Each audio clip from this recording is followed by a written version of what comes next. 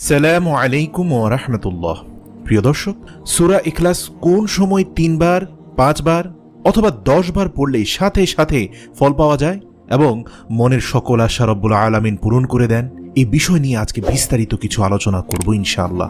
অত্যন্ত গুরুত্বপূর্ণ এই সূরার আমলগুলো জানতে ভিডিওটি শেষ পর্যন্ত দেখুন। প্রিয় দর্শক, সূরা ইখলাস খুবই ছোট সূরা হওয়াতে যারা পবিত্র কোরআন তেলাওয়াতও করতে পারেন না, এদের মধ্যে অনেকেই সূরা ইখলাস মুখস্থ করে নিয়েছেন। আলহামদুলিল্লাহ, আমাদের মা বোনেরাও শুনে শুনে সূরাটি মুখস্থ করে ফেলেছেন।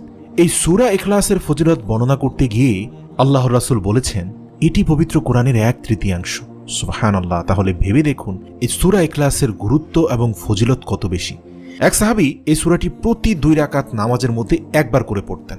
তো সাহাবারা এটা জানতে পেরে রাসূল সাল্লাল্লাহু আলাইহি সাল্লামের কাছে অভিযোগ দায়ের করলেন এবং আল্লাহর রাসূল ওই সাহাবীকে জিজ্ঞেস করলেন, তুমি কি সত্যি প্রতি রাকাতে এই সূরা পড়তে থাকো? উত্তরে সে সাহাবী বললেন, জি হ্যাঁ ইয়া রাসূলুল্লাহ, আমি প্রত্যেক 2 রাকাত নামাজের মধ্যে একবার সূরা ইখলাস পাঠ করি। তখন আল্লাহর রাসূল সাল্লাল্লাহু আলাইহি সাল্লাম জিজ্ঞেস করলেন, সেটা কেন? তখন সাহাবী উত্তর দিয়ে বললেন, ইয়া রাসূলুল্লাহ, আমার পড়তে অনেক ভালো লাগে, কারণ এই সূরায় আমার রব্বুল আলামিনের পরিচয় রয়েছে। আমি যত পড়ি তত শান্তি পাই। আল্লাহর রাসূল সাথে সাথে বললেন, এই ব্যক্তি মৃত্যুর পর সরাসরি জান্নাতে যাবে। সুবহানাল্লাহ।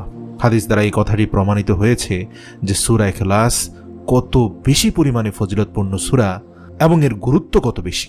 আর এই সূরাটি তখন নাজিল হয়েছে যখন কাফের, ইয়াহুদি, খ্রিস্টানরা মুসলমানদেরকে প্রশ্ন করল, তোমাদের রবের পরিচয় কি? তোমাদের আল্লাহর পরিচয়টা কি? সে কিসের তৈরি, সোনা, রূপা নাকি মাটির তৈরি? এভাবে রব্বুল আলামিনের পরিচয় নিয়ে কাফের মুশরিকরা কটাক্ষ করতে থাকলো। তখন তাদের এই সকল উদ্ভট প্রশ্নের জবাবে রব্বুল আলামিন সূরা ইখলাস নাজিল করলেন। প্রিয় দর্শক, আমি আবারও বলছি, এই সূরাটির মধ্যে আল্লাহ তাআলার অস্তিত্ব এবং সততার সবচেয়ে সুন্দর ব্যাখ্যা রয়েছে। হাদিস শরীফে এসেছে, জনৈক ব্যক্তি আল্লাহর রাসূল সাল্লাল্লাহু আলাইহি সাল্লামের কাছে গিয়ে বললেন, আমি সূরা ইখলাসকে ভালোবাসি। তখন রাসূল সাল্লাল্লাহু আলাইহি সাল্লাম বললেন, এই সূরাকে ভালোবাসার কারণে তুমি জান্নাতে যেতে পারবে। সুবহানাল্লাহ। মুসনাদে আহমদ শরীফে এই হাদিসটি রয়েছে। প্রিয় দর্শক, এখন হয়তো আপনি বুঝতে পারছেন যে এই সূরাটি কতটা ফজিলতপূর্ণ। একবার আল্লাহর রাসূল সাল্লাল্লাহু আলাইহি সাল্লাম বললেন, তোমরা সবাই একত্রিত হয়ে যাও, আমি তোমাদেরকে কোরআনের 1/3 শোনাবো। এরপর আল্লাহর রাসূল সূরা ইখলাস তেলাওয়াত করে শোনালেন। হাদিস শরীফে এসেছে, আল্লাহর রাসূল সাল্লাল্লাহু আলাইহি সাল্লাম বলেন, যে ব্যক্তি সকাল বিকাল সূরা ইখলাস, সূরা ফালাক এবং সূরা নাস পাঠ করবে, আল্লাহ তাআলা তাকে সব ধরনের বিপদ আপদ, বালা মুসিবত এবং হতাশা থেকে রক্ষা করবেন। এই হাদিসটি আবু দাউদ এবং তিরমিজি ও নাসাই শরীফে রয়েছে। প্রিয় দর্শক, আপনাদেরকে সুন্দর আরও একটি হাদিস শোনাই। তা হলো, রাসূল সাল্লাল্লাহু আলাইহি সাল্লাম প্রত্যেক দিন ঘুমানোর আগে সূরা ইখলাস এবং সূরা ফালাক ও সূরা নাস পাঠ করতেন। এরপর তার 2 হাত মোবারকে ফু দিয়ে পুরো শরীর এবং মাথা মাসেহ করতেন। এরপর তিনি ঘুমিয়ে পড়তেন। এই হাদিসটি বুখারী, আবু দাউদ এবং তিরমিজি শরীফে রয়েছে। প্রিয় দর্শক, এতক্ষণ পর্যন্ত তো সূরা ইখলাসের অনেক ফজিলত সম্পর্কে জেনেছেন। এবার চলুন জেনে নেই সূরা ইখলাস কখন এবং কতবার পাঠ করলে সঙ্গে সঙ্গে মনের আশা পূরণ হয়ে যাবে এবং সব ধরনের বিপদ আপদ থেকে বাঁচতে পারবেন। এই পর্যায়ে আমি সূরা ইখলাসের আমল সম্পর্কে আলোচনা করব। প্রিয় দর্শক, এই সূরা আমল করার সবচেয়ে উত্তম সময় হলো শুক্রবার আসরের নামাজের পর থেকে মাগরিবের নামাজের আগ পর্যন্ত এবং এর মাঝখানের সময়।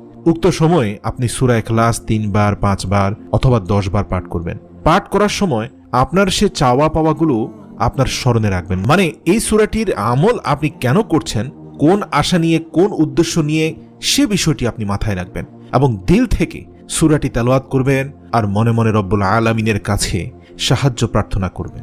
মুখে বলার প্রয়োজন নেই, আল্লাহ আপনার অন্তরের খবর জানেন। মুখে শুধু সূরা ইখলাস তেলাওয়াত করুন।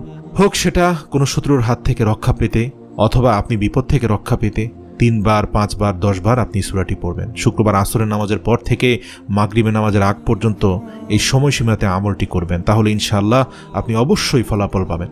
আপনি সে শত্রুর শত্রুতামি থেকে রক্ষা পাবেন। আর যদি আপনি কোনো বালা মুসিবত কিংবা কোনো দুঃখ কষ্ট দূর করার জন্য এই আমলটি করতে চান, তাহলে সে বালা মুসিবত কিংবা দুঃখ কষ্টকে স্মরণ করে তারপর আমলটি করুন। এর মধ্যে একটা কথা হচ্ছে যে যদি শুক্রবারে আমলটি করতে মনে না থাকে তাহলে কখন করবেন? যদি কোনোভাবে শুক্রবারে মিস হয়ে যায়, শুক্রবারের কথা মনে না থাকে, তাহলে বৃহস্পতিবার আসরের পর থেকে মাগরিবের আগ পর্যন্ত এই সময়ে আমলটি করবেন। আর যদি আপনার সেদিনও মনে না থাকে, অর্থাৎ বৃহস্পতিবারও যদি আপনার মনে না থাকে, তাহলে দিনের যে কোনো সময় যখন ইচ্ছা তখন আপনি পুরো সপ্তাহের যে কোনো একটি সময়ে আমলটি করতে পারেন। কিন্তু আমলটি করার আগে 2 রাকাত নামাজ পড়ে নেবেন। এই নিয়মগুলো মেনে যদি আপনি আমলটি করতে পারেন, ইনশাআল্লাহ আপনার মনের সকল আশা আল্লাহ রাব্বুল আলামিন পূরণ করে দিবেন। আমলটি করার সময় খুব ভালোভাবে মনোযোগ দিয়ে আমলটি করবেন। আশা করছি আপনি অবশ্যই এর ভালো ফলাফল পাবেন এবং আপনার সেই ইচ্ছা আকাঙ্ক্ষা অবশ্যই আল্লাহ তাআলা পূরণ করে দিবেন।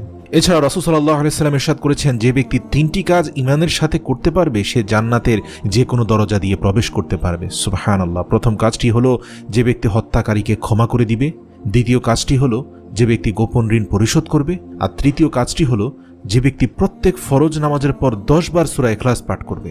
এই 3টি কাজ যে ব্যক্তি করবে সে ব্যক্তি জান্নাতের যে কোনো দরজা দিয়ে প্রবেশ করতে চাইবে সে দরজা দিয়ে প্রবেশ করতে পারবে। সুবহানাল্লাহ। সুতরাং পুরো ভিডিও জুড়ে আপনি জানতে পারলেন যে সূরা ইখলাসের কত বেশি ফজিলত রয়েছে এবং এজন্যই সূরা ইখলাসকে পবিত্র কোরআনের 1/3 বলা হয়েছে।